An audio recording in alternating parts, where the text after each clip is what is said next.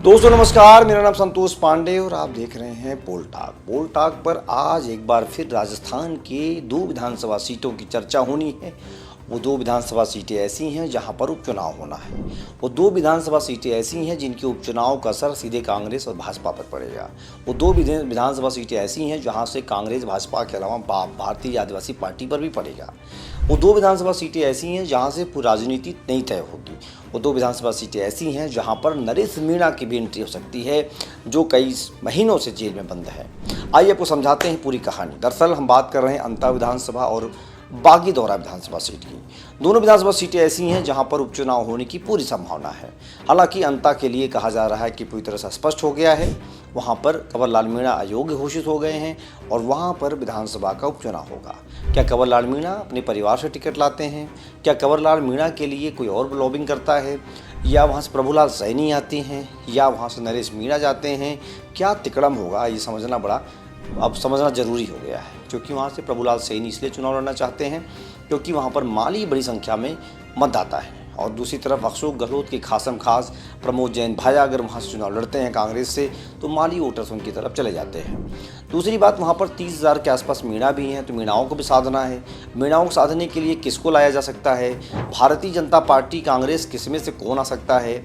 ये मीणा वोटर्स सभी तय कर पाएंगे। हालांकि नरेश मीणा के लिए वहाँ पर माहौल पूरी तरह से बन गया है।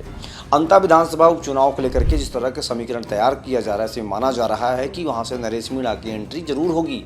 फेसबुक पर सर्वे कराए जा रहे हैं, फेसबुक पर उसके लिए वोटिंग हो रही है कैसे नरेश मीणा को वहाँ पर चुनाव लड़ाया जाए, क्योंकि थप्पड़ कांड वाले मामले में नरेश मीणा को जमानत मिल गई है। हालांकि कुछ और ऐसे मामले हैं जिसमें नरेश मीणा अभी भी जेल में रहेंगे, लेकिन चुनाव तक हो सकता है उन्हें रिहा कर दिया जाए।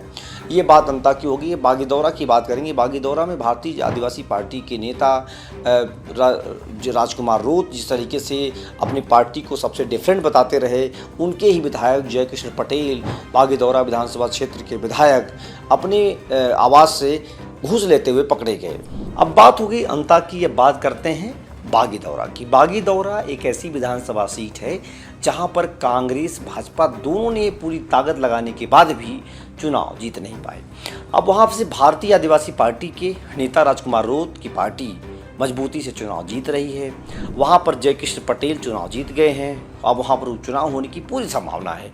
उसके पीछे कहानी समझाता हूँ मैं आपको। बीजेपी की सरकार है, विधानसभा अध्यक्ष बीजेपी के हैं। वासुदेव देवनानी कह रहे हैं शर्तों के अनुसार माना नहीं जाएगा, अनुकूल नहीं है, सब कुछ प्रतिकूल है, उनका व्यवहार ठीक नहीं है। ये सदाचार कमेटी को दिया गया है, सदाचार कमेटी तय करेगी कि आगे क्या किया जाए। कमेटी तय कर चुकी होगी कि उन्हें अब हटाना है, क्योंकि राजस्थान के इतिहास में पहली बार किसी विधायक को एसीपी ने कैश लेते हुए पकड़ा है, पैसा लेते हुए पकड़ा है, और ये बड़ी एक दुर्भाग्यपूर्ण घटना है। विधानसभा अध्यक्ष ने कहा था कि अगर उन्हें इसमें रिलीफ दिया जाएगा तो गलत संदेश जाएगा, संदेश गलत ना जाए इसलिए उन्हें हटाया जाएगा। अब वहाँ पर भी चुनाव होगा। महनजीत सिंह मालवीय हैं, बड़े नेता हैं, जो पिछली बार चुनाव वहाँ से विधानसभा हार गए थे, लोकसभा बांसवाड़ा हार गए, बाप की पार्टी से हारे, राजकुमार रोत की वजह से हारे, जयकृष्ण पटेल की वजह से हारे। तो पूरी कहानी खिचड़ी पकी हुई है उसी पूरे इलाके में। महनजीत सिंह मालवीय बड़े नेता हैं, कांग्रेस में रहे, भाजपा में आ गए, चुनाव हार गए। अब उन्हें लगता है कि चुनाव जीता जा सकता है। जब आपकी सरकार हो स्टेट में तो उसमें सरकारी एजेंसियों का दुरुपयोग सदुपयोग दोनों होता है। जिस दल की सरकार होती है उसके पक्ष में चीज़ें होती हैं। यही काम पहले कांग्रेस करती रही, भाजपा कर रही है, सब सारे दल अलग तरीके से करते रहते हैं। इस पर हम बहुत ज़्यादा डिटेल में नहीं जाएंगे, लेकिन महनजीत सिंह मालवीय वहाँ पर टिकट चुनाव लेने की पूरी जुगत में लग गए हैं और वो चुनाव लड़ना चाहते हैं। लड़ने के बाद जीतेंगे तो मंत्री बनने की पूरी संभावना होगी। उस पूरे इलाके में भाजपा का कोई बड़ा नेता नहीं है। कुछ चुनाव जीत के जरूर आए हैं, लेकिन वो उतना अपना रुतबा, अपना प्रभाव सरकार पर, जनता पर, लोगों पर डाल नहीं पा रहे हैं। उन इलाकों में कांग्रेस धीरे धीरे मजबूत होती जा रही है। बाप वहाँ पर उनकी टक्कर में है। तो ऐसे में बागीदौरा विधानसभा क्षेत्र पर भी पूरी तरह से एक बड़ी सियासत शुरू हो जाएगी। बागीदौरा अंता 2 विधानसभा सीटें ऐसी हैं जहां पर भारतीय जनता पार्टी पूरी मजबूती से चुनाव लड़ना चाहेगी, क्योंकि एक सीट भारतीय जनता पार्टी की, दूसरी बाप की है। कांग्रेस अपनी कहते हैं जमानत बचाने के लिए, साख बचाने के लिए, इज्जत बचाने के लिए पार्टी चुनाव लड़ेगी। हो सकता है कि बागीदौरा में न लड़े, अंता में लड़े, वहाँ पर कॉम्पैक्ट हो जाए, उनका गठबंधन हो जाए।